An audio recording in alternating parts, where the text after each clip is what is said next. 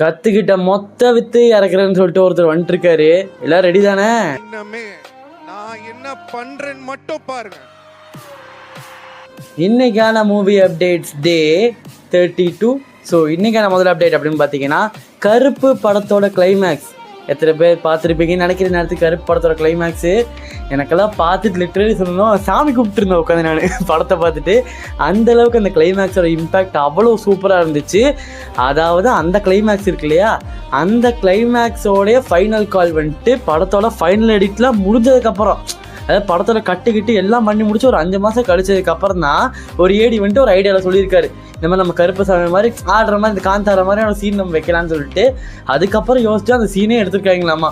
அப்போ அதுக்கு முன்னாடி என்ன மாதிரி கிளைமேக்ஸ் வச்சுருப்பாங்கன்னு தெரியல. ஐ திங்க் சிங்கம் சூர்யா வச்சு தான் அந்த கிளைமேக்ஸை முடிச்சிருப்பாங்கன்னு எனக்கு தோணுது.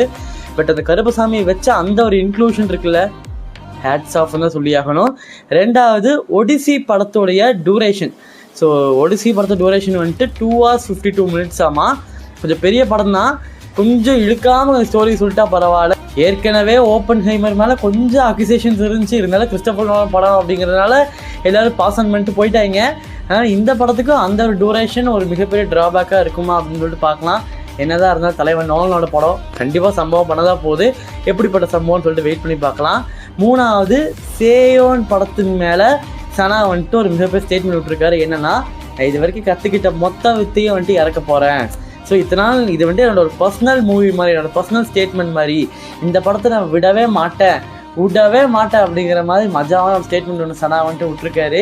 ஸோ என்ன மாதிரி நடக்க போகுதுன்னு தெரியல. அவரோட அந்த ஒரு கிளிம்ஸ் கூட விட்டுருந்தாரு, பயங்கரமாக இருந்துச்சு. பார்க்கலாம் என்ன மாதிரியான ஒரு மியூசிக் அண்ட் பிஜிஎம்ஸ்லாம் இருக்க போகுதுன்னு சொல்லிட்டு. அண்ட் இதே மாதிரி நிறைய அப்டேட்ஸ் தெரிஞ்சுக்க எப்போதும் போல் சப்ஸ்கிரைப் பண்ணி வச்சுக்கோங்க.